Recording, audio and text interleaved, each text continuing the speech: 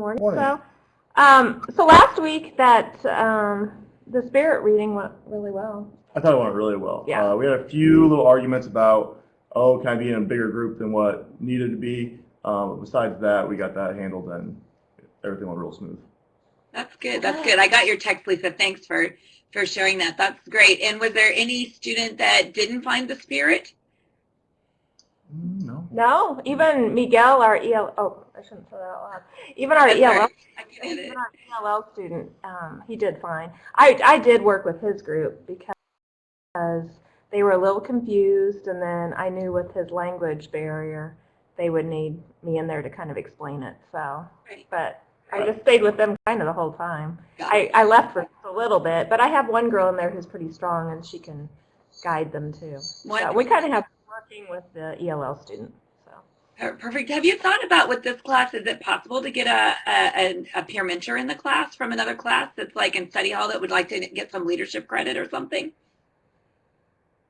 I haven't thought of that. No, I haven't thought about that. Maybe it might be good to have that student join that group as a group member.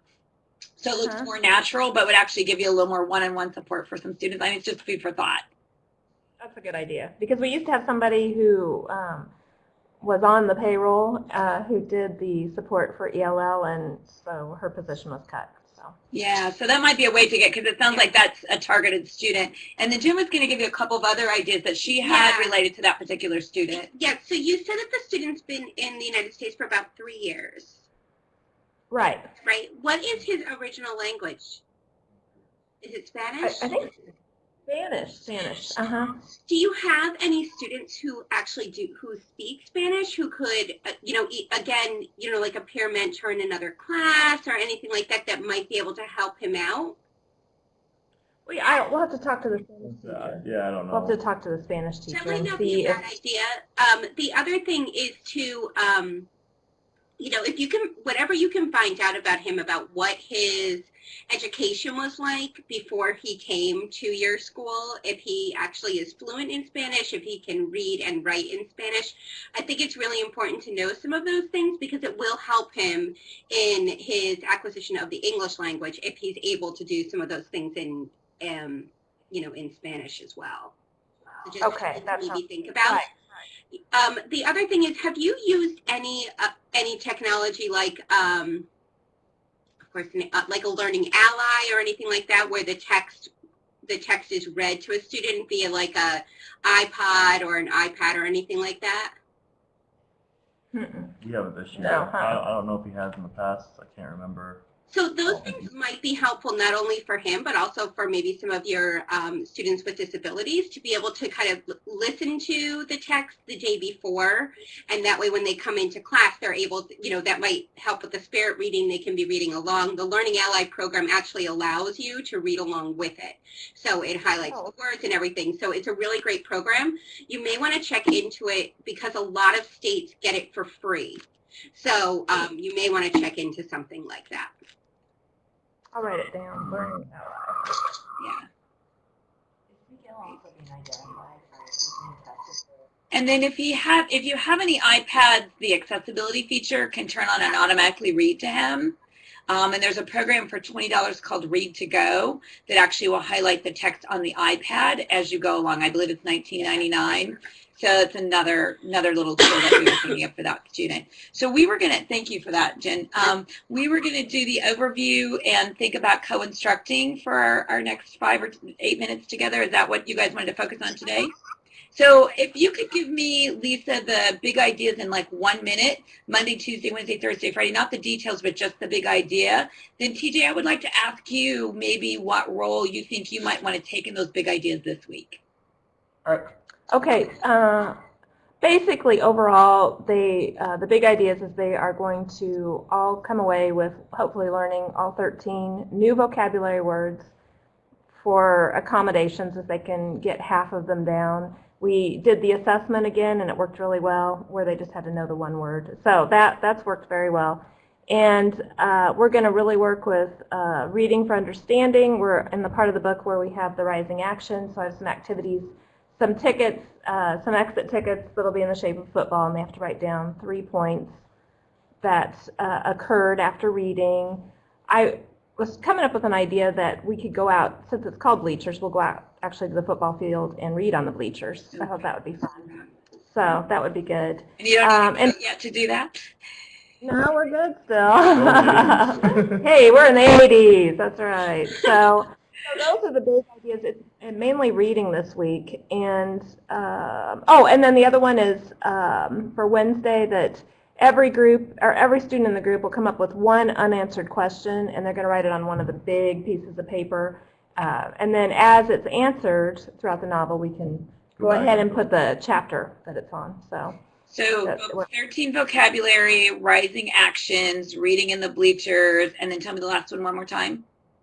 To come up with, each person in the group has to come up with one question they have that has not been answered, because we've really done a lot with predicting. Good. And so, I thought we'd write it down, and then we can kind of go through as we finish reading and decide has it been answered or not. Yeah. Okay. So TJ, again, because you guys are a beginning team, we're already super impressed with how collaborative you are. So we thought we would push you today, now that Lisa shared the ideas of where you think you might need to target in what kinds of types. And do you think you need more station, more parallel, just more teaming, one lead, one support? What are your thoughts at this point?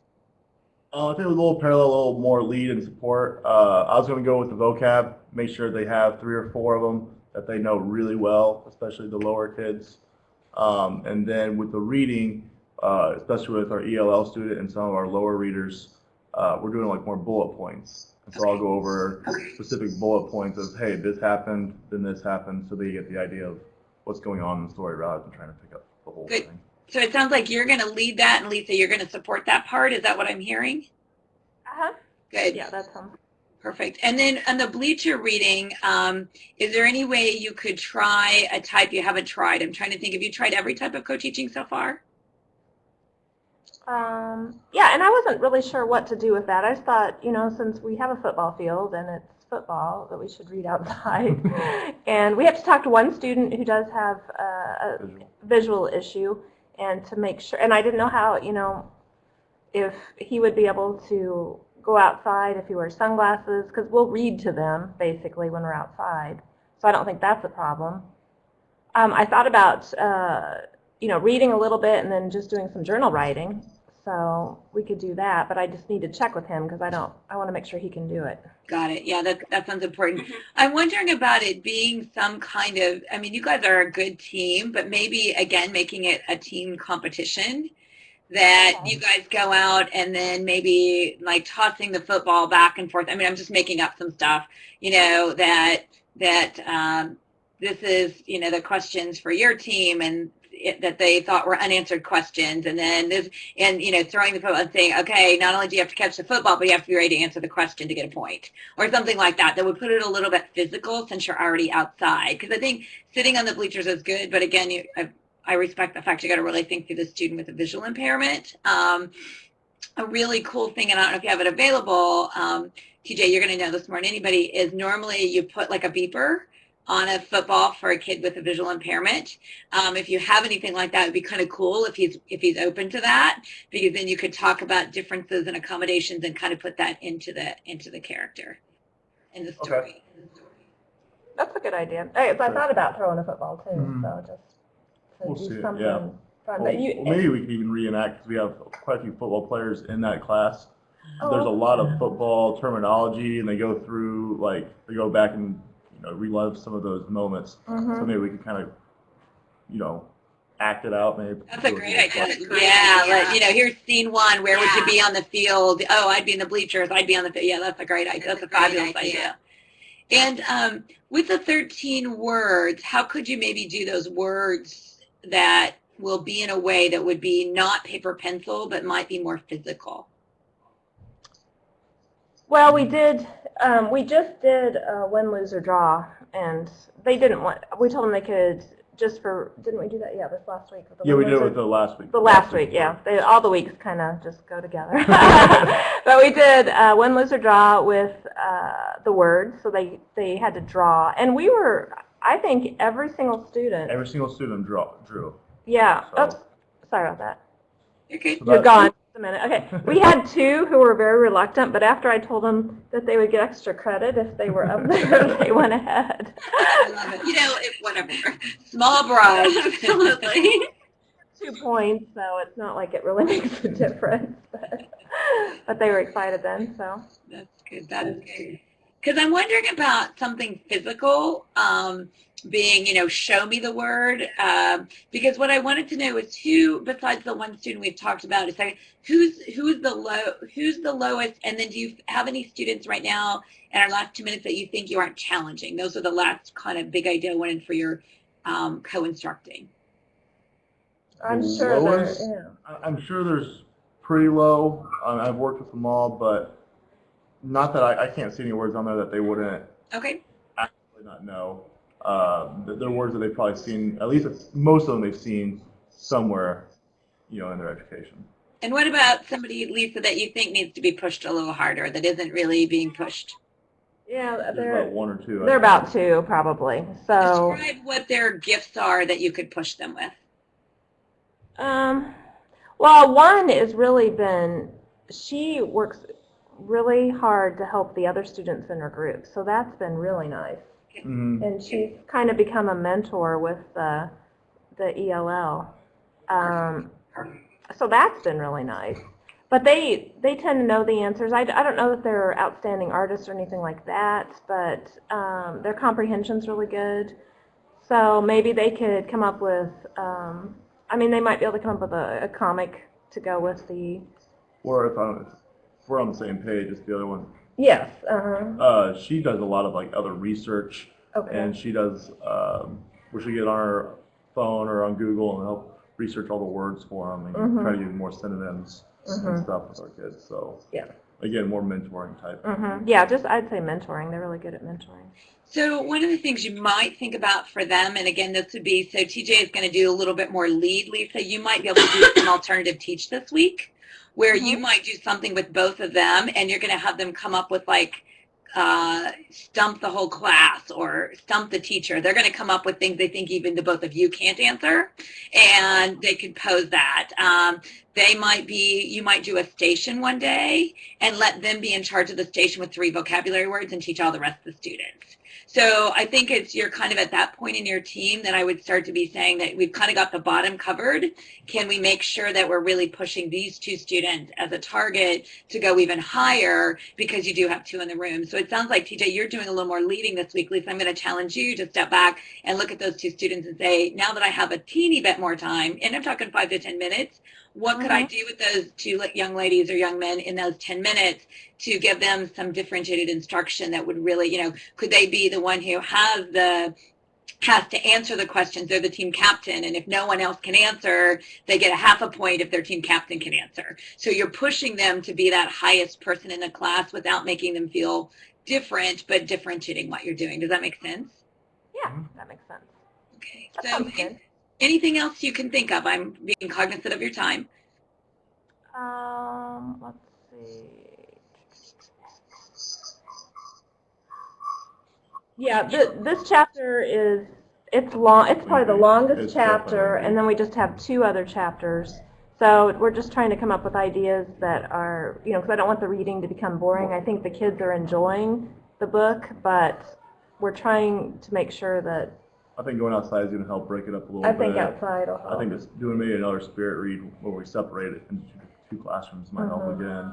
Just trying to mix it up. We'll probably need to give, we did the vocab quiz, but after this chapter, we'll probably need to give some sort of quiz over what's going on in the book. So we'll probably need to think of some ideas for that.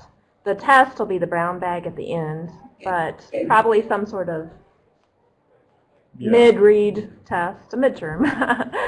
Let me summarize what I think I heard for this week. Then on Monday, TJ, you're leading more and Lisa's supporting more. Is that what I heard? And you'll differentiate. On Tuesday, then maybe do the parallel, because I heard you say that worked nicely for you. On Wednesday, I might do more traditional with Lisa leading. On Thursday, I would take them outside. And then you might see if Thursday goes so well, just spend Friday outside too. Yeah, we could do that. Yeah. Because we could spirit read outside. Huh? Thursday's the day of rain. Oh, okay.